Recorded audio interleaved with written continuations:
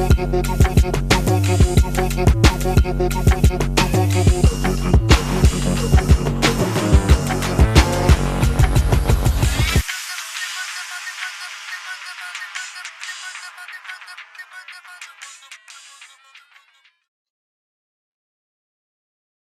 guys, and welcome to the very first Custom World Live from Royal Enfield. My name is Adrian Sellers. I run the customization program at Royal Enfield, and it's my pleasure to, over the next couple of weeks, introduce you to a number of the builders that we've worked with over the past couple of years. The program started maybe 4 years ago now, when we made a decision to celebrate and to share to the rest of the world the works of custom builders around the world, to show the possibility with Royal Enfield motorcycles, and to help people in markets where we don't have the massive history we have in India really understand what Indian builders have known for over 50 years now, that Royal Enfield motorcycles are the perfect base for customization. So I'm really excited to have with me today Winston from Rough Crafts, one of those builders that we've worked with. Thank you for joining us, Winston. Hey, what's up, everybody? Winston's coming in live from Taiwan. I'm here from the UK, so we have an exciting time difference going on. But yeah, so we're here to talk about Winston's build with us, the Midas Royale, based on the GT650. And in fact, he had one of these bikes before anyone else did. So we'll talk a little bit more about that later. But first, let's start with a little bit about you, Winston. You know, what got you into building? We've got a lot of questions here from the audience, so I try to get through as many as I can. But that's one that's popped up quite a bit. What got you into this? What got you into the world of custom motorcycles? All right. What's up, everyone? I'm Winston here from Rough Crafts, Taiwan. And well, I started to liking motorcycle when I was 20, when I was in college. A guy from school got a SR150, and he put a custom headlight and handlebar on it, and I thought that was so cool. And then I got one, and I put on my custom headlight and custom handlebar on it, and I don't know, I just feel like it needs something more. So one thing leads to another, a custom headlight and a custom handlebar leads to a custom tank and seat, and then that leads to custom exhaust pipe. So that bike essentially become my custom motorcycle 101, if you call it. So I go through like every aspect of the bike and what can I do with it, what can I put on it, and how much work it needs to be done to put something from other bike to this bike. So that was my crash course of building a custom bike, and the bike was finished after, I think it was a year and a half, and multiple phases, multiple different tank and seat was fit to it, different swing arm even. And it's been so many different phases, a lot of money and time wasted, but it was fun. It was yeah, when you're in college, you play with your own bike, and I was in industrial design already, and I used the shop at school to do some of the custom part myself, and some part I cut it myself, fitted myself. When I don't even know how to weld it, I like, for example, I got the swing arm from one bike I know that will fit that donor, and another swing arm on another bike that have the spec of the rear wheel I want. So I cut one section from this swing arm, another section from that swing arm, and I test fitted myself, and I made a jig, and then I hold the whole thing to the welder, and then let him weld it for me. That's it. So yeah, that was my that was my first bike. That's led to a fairly prolific career over the past years now. 10 years? Yeah, this year is actually my 10th year. That's cool. So we've got 10 bikes here.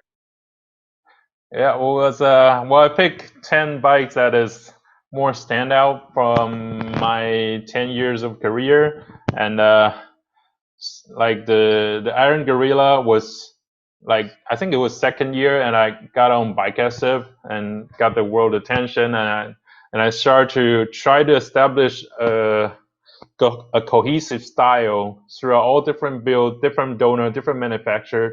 I still like every one of my bike, no matter what direction or no matter what style is going, it has to be instantly recognized. Oh, that must be a rough craft bike. That must be designed by Winston. That's one thing I always keep in mind, no matter how crazy the direction is going, no matter how, no matter if it's like a retro barber or it's like a super futuristic type of racer you see, like alien head or whatever it is, it still has to be recognized as rough craft bike. I assume it's similar as when you're designing a bike for Royal Enfield, you have to have a Royal Enfield DNA, and for me, it has to have rough craft DNA. So Speaking of that, yeah, this is this the is yeah the this is our 650. baby, of course. Yeah. Yeah, no, you're very right. It takes that, and the hardest part is that getting that DNA right on any given motorcycle across many different categories and so on. And so I think that's one of the things that was really cool for us about working with you was that you do have you think in a sense. You're thinking about those things, and so we could see how that aesthetic of yours and our brand and the things that make our brand tick could be married together. And so obviously we've got here the GT 650 twin.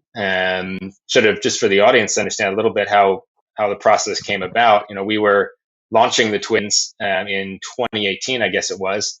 And we're on to work with some custom builders around the world to show off this new platform. And this is really exciting for us. This is the biggest bike we've made in many years, and a global bike. And so we really wanted to show it off in the best way possible.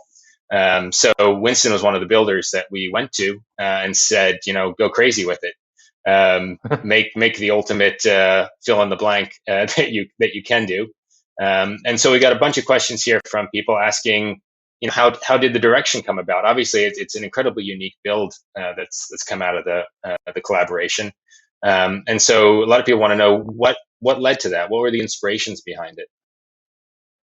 Well, I think if I remember correctly, we did have a many discussion like which direction we want to go. I think direction is the key to any custom build. That what is the approach you try to show with either the donor or your design. So for the Royal Enfield 650, I think a lot of people would think that it's just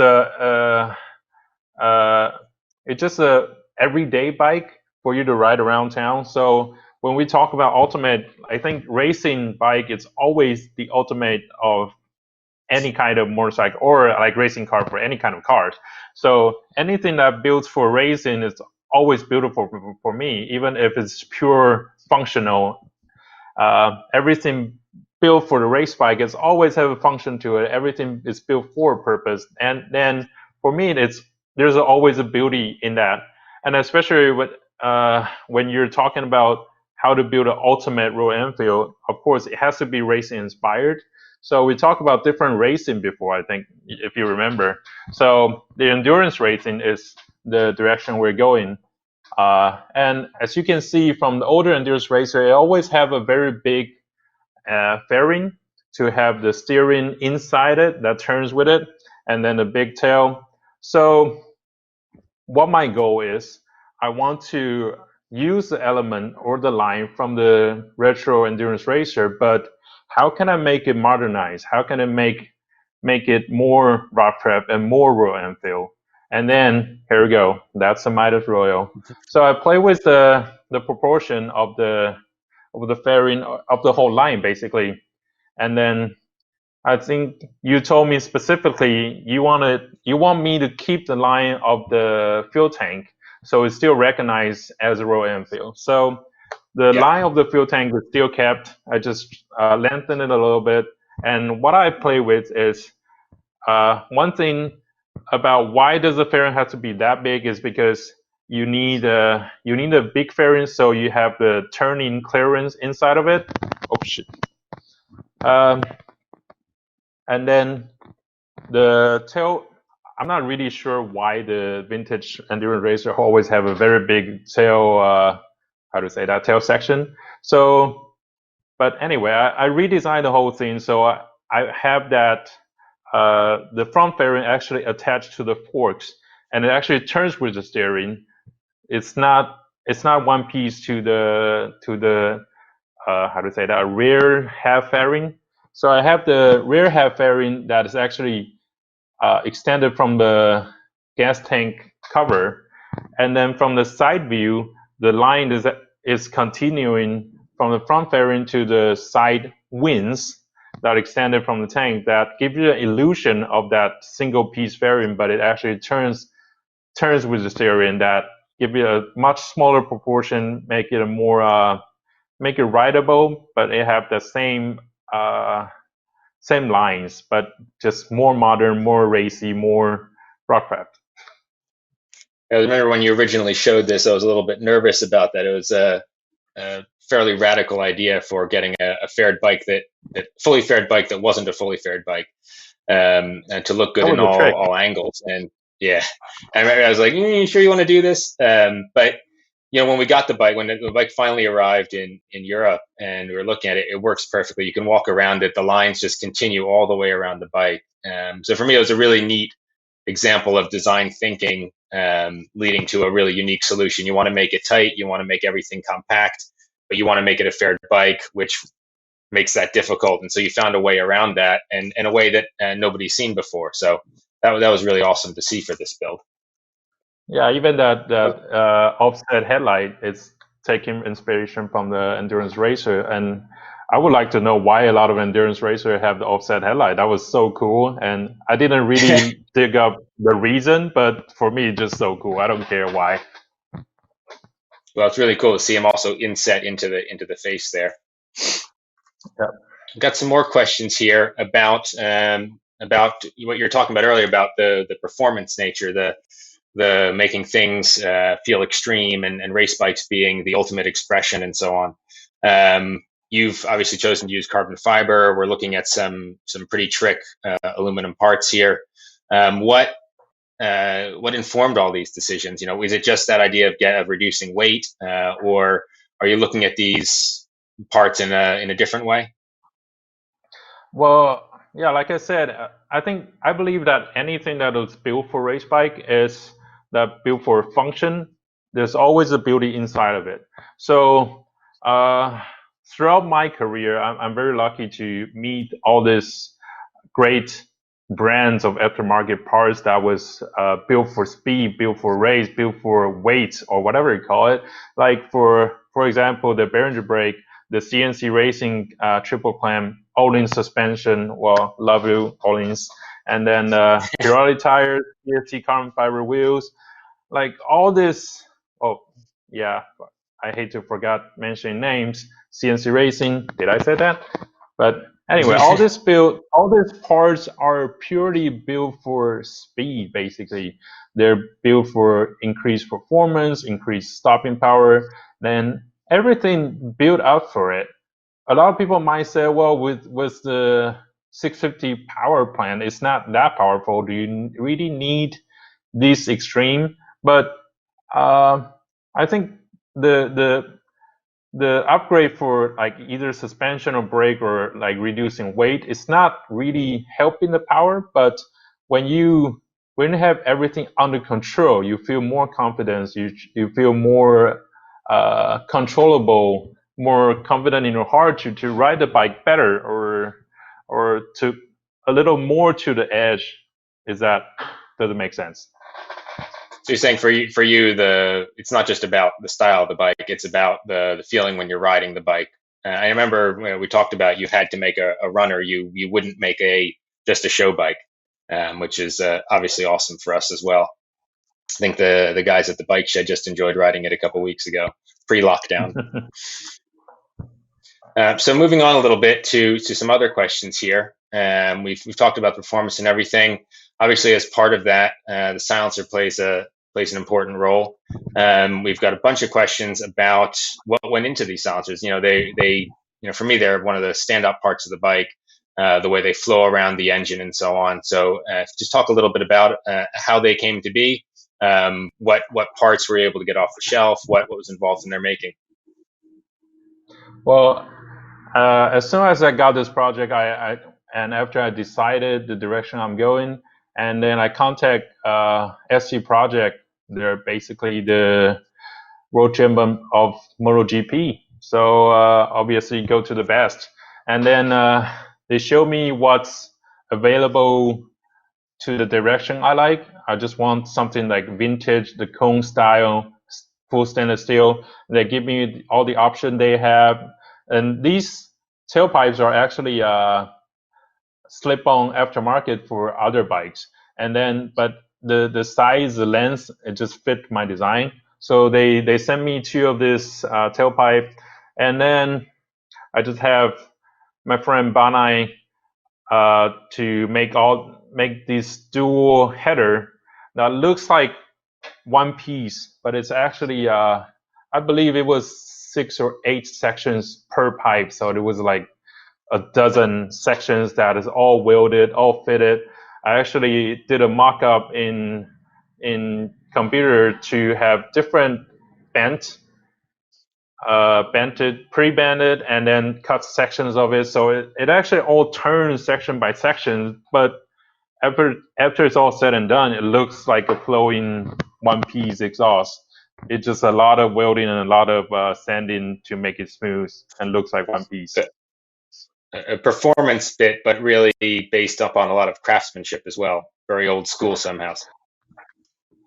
Well, I think performance, the exhaust, the tailpipe itself definitely helps the performance. But when you're doing something, you always think about, okay, if it works, can I make it works more beautifully?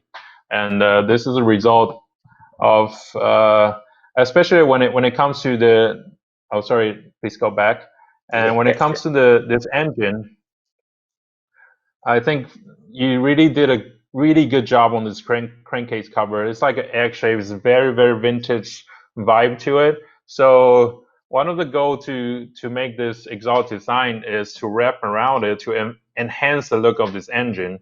So that, well, the crankcase cover basically, it's like a jewelry box that everything wraps around the crown jewel is that engine. So that was the background of the design. Speaking of jewelry, I'm going to skip past this one here. Talking about sort of some of these jewelry accents that you've put on the bike, the seat, the tank badge, we'll get into a minute, the gold pinstripe running around.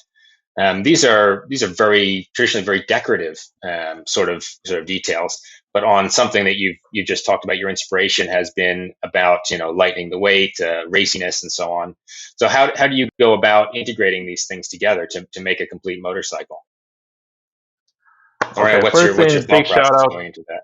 Okay, first thing, big shout out to Kingsman Seat, and these are hand dyed, super elegant, super nicely done. It's like a gradient brown that fits into my gold pinstripe look. And I think the whole thing is when you look at like for those exotic supercars, like no matter how much high tech performance they put into it, like the crazy racing engine or the all carbon fiber monocoque, they still use the old school handcraft like interior, all the stitching, all the coloring. It's all there's a lot of handmade detail that put into it that make it very very special. It has that I don't know if you want to call it luxury, you want to call it detail, whatever. But I believe that every little thing I design on the bike should help piece by piece, help it a little bit to the whole package. And one theory I always have is I hate to have a certain thing that really, really stand out on any custom build and it overpower all the other things beside it. So I believe that everything you build on a custom build should just help to the overall concept. And then when if you do like 50 pieces on a bike, everything should help just 2 points, and then in the end you got a 100% build come together as a whole. That is what I believe. Nice one. As part of that, of course, we also have these amazing custom badges. I think you said they were lost wax cast. Yeah, that was it was hand hand carved wax cast into brass and then hand finish again after. And then with any collaboration build, I think something like this is very special. So I designed this logo with Rough Craft logo and Royal Enfield logo together. And I have, once again, big shout out to Tour Normal Side and the paint by Jeffrey by Gallup Custom Paint. I've been working with both of them for over 10 years. They're super amazing. They're the best in the country, that is for sure. Maybe best in the world, I don't know.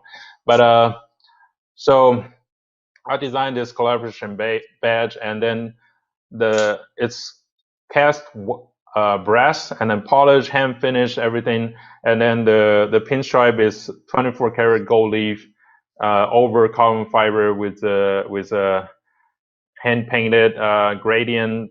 Everything is very subtle, so the carbon fiber looks very high tech, but for me, it's almost like a different black. It's just a different set of black. I don't know how to call it. I call it carbon black. So Well, it's just giving more depth to. that combination of the black and the gold really speaks to us also at Royal Enfield. You know, that's something that's been part of our heritage with the bullet for many years. You know, we have to this day have a hand painted gold pinstripe on there. And so when we first saw the images starting to come out of this, it was just like, this is perfect. This is somehow carrying a Royal Enfield legacy to it, even though, of course, this is also part of your own aesthetic. Well, I always build black bikes a lot. I think most of my fans knows I build black bike mostly, and do simple stripes. I don't do like crazy custom paint, and but I always do select. Okay, do I go gold or silver or even some a little more color this and there? But obviously, like you said, with the gold and black is always something that Royal Enfield is known for. So on this particular build, it has to go for gold and black. And yeah, this is R1 from Tour of Normal Side making all the detail work on the badge. Speaking of sort of that craftsmanship, blending craftsmanship with the racing influences, you're also blending it with a very modern development process as well. You're a designer, obviously.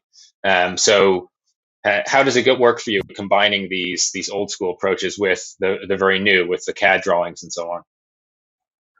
Well, like I said, I actually got a master degree in industrial design.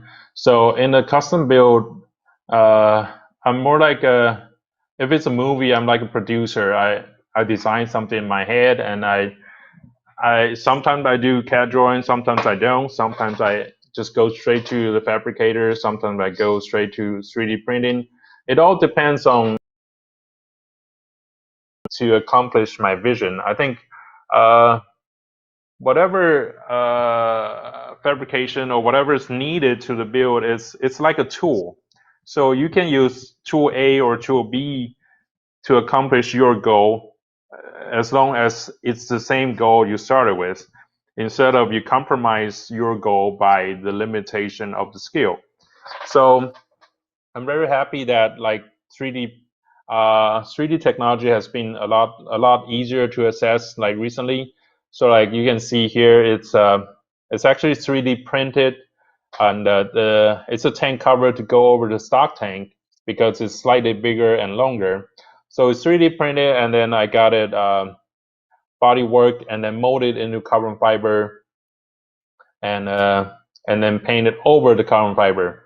So a lot of people ask, is this real carbon fiber? Well, to be very honest, it's not purely carbon fiber. It was molded into fiberglass, and then the carbon fiber was laid over on top of it to have that real carbon fiber look. But it's not. I didn't have the time to do like a real high pressure oven to do like super performance carbon fiber, but it is real carbon fiber, the same material, same resin. It just didn't go through that crazy performance process, so it have a carbon fiber look instead of the super lightweight. But I tried my best. This has been a great detail for us, of course. I think it helped that adding that little bit of width to the tank really helped keep it feeling very compact. It brought the volumes in a little bit, and obviously it's just super clever having this cover over the stock tank, which is, interesting thought for anybody building a bike, not having, the tank is a pretty big deal to have to make. So it's an interesting thought too. You could change the look of the bike completely by putting a cover over it, and honestly, nobody notices that there is a cover. Everybody thinks it's a 100% carbon piece. So really, really nicely done there. Beautifully integrated. Oh, yeah, but it also depends on the design you're going. If you're designing something that requires a smaller tank, then it won't be able to do it as a cover. But luckily, this design requires a design that is slightly bigger, so I can do it as a cover. So yeah. So this was another example of the performance upgrade. So the whole swing arm was custom made aluminum, so it's super lightweight, and it also holds the mount for Olin's rear shock. It's a monoshock, and then the top mount was welded to the frame. So it I forgot the number, but anyway, it's Olin's TTX shock on the back, and the front is the FGRT shock, which is basically the highest street suspension from Olin's. And then the aluminum swing arm in the back with Behringer brake and BST carbon fiber wheels. Everything helps a little bit to the overall concept, and then when it's all finished, then you'll see it.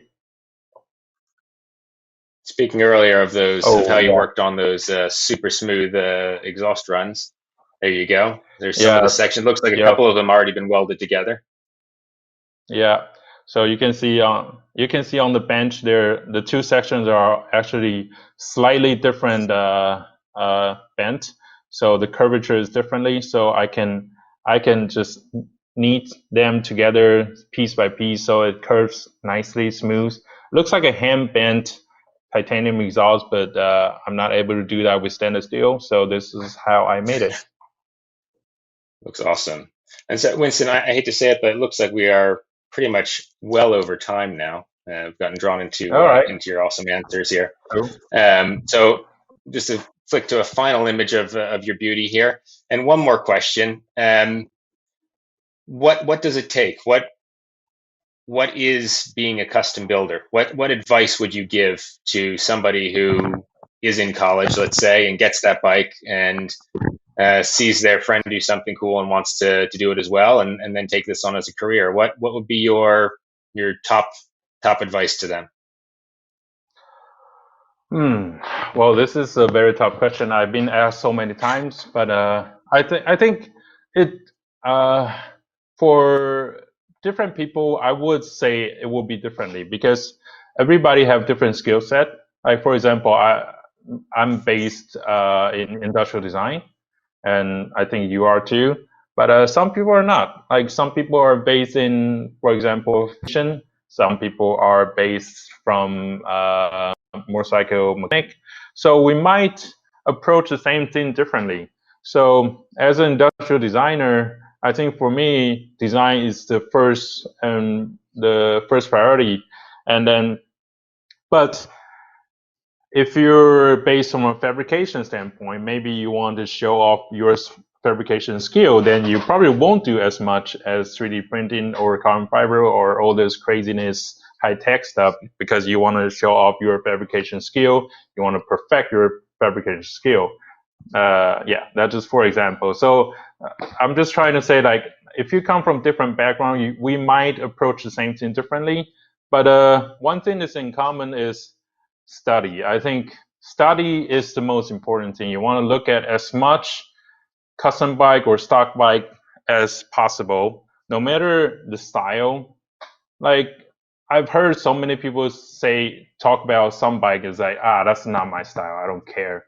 But for me, it's very important to keep open-minded, try to look at different bike. Like, for example, I never know how to ride a race bike. I never go on a racetrack, but every time any manufacturer come out with a crazy super bike with super high performance, I love it. I study what they did to it, and I study what why they designed something, why everything comes together this way instead of that way. So when you are when you study every day, when you understand whatever is going on worldwide, your design will be more relevant to the world, and also it gives you better perspective of what your level is.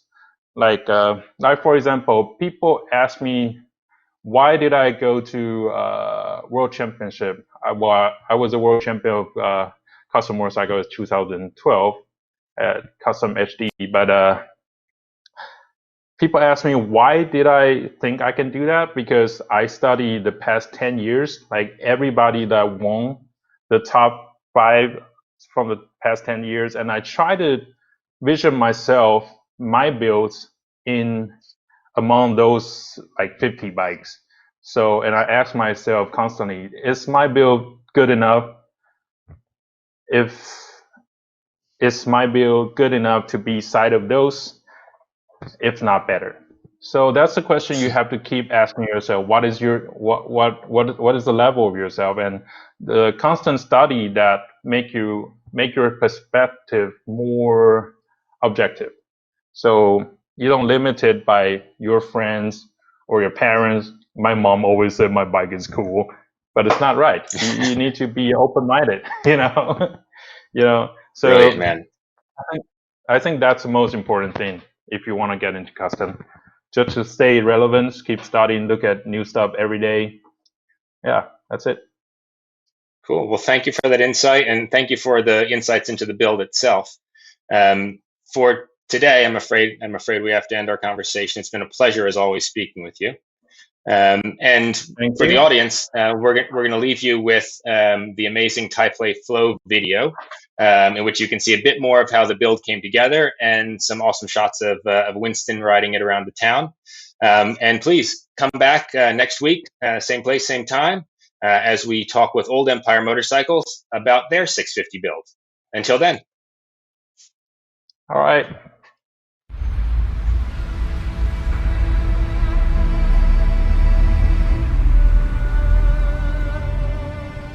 I got questioned about it all the time. People know the country, people heard the name.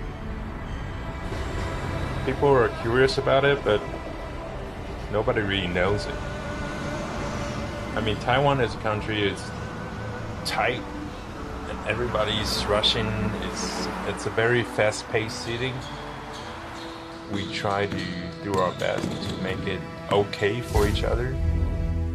It's a mutual respect for everybody.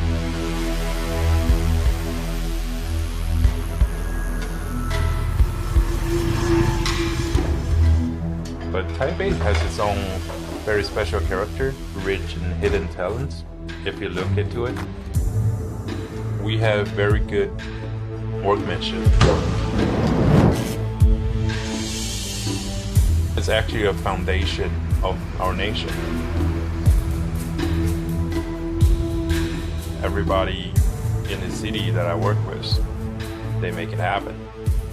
They are pretty much part of the city and part of any one of my builds, actually. Because of these people's ability and existence, that's what made my design possible. Without them, I don't even know what Taipei would be.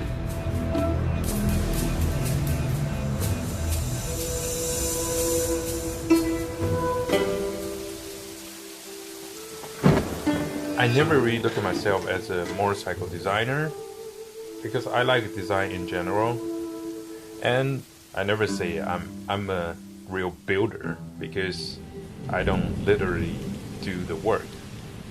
But motorcycle is just one thing that it's easier to express your idea, your attitude, and also you can ride it.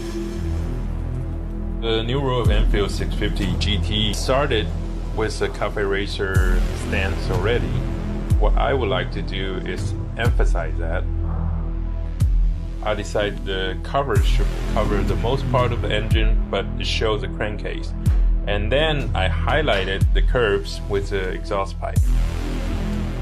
My idea is to do this fairing that's attached to the fork, but with the continuous line that goes on the tank. I really like it. you find that balance about custom and showing the bike itself. It's more like telling a story than just building a bike. And the most satisfying thing about this build is when the bike is done, I get to ride it.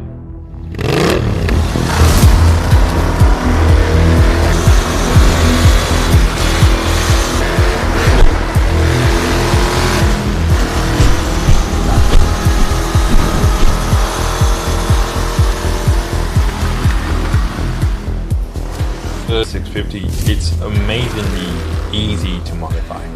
They actually developed a very, very good engine and the frame for custom motorcycle. That's what we want. If you have a good base, you can do anything with it. And with that short wheelbase, with that power, it's easy.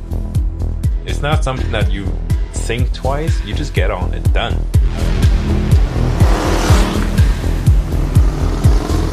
I love my job. Even a lot of time it's tiring, but I still love it.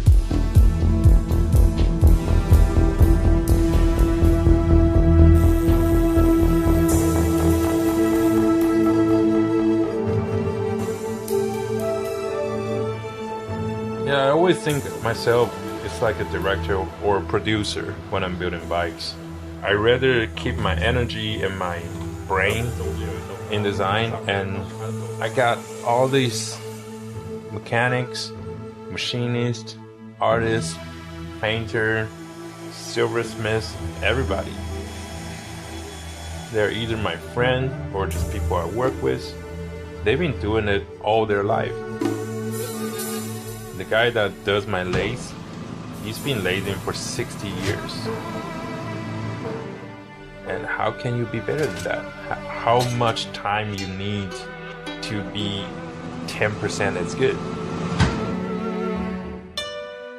It's exactly all these people that complete my design and make all these builds possible. In the sense that it's really close to what Taipei City is all about. It's mixed with old and new technology, old craftsmanship, new ideas and old ideas come together and show their skill in my builds, show it to the world. Just make me feel real proud.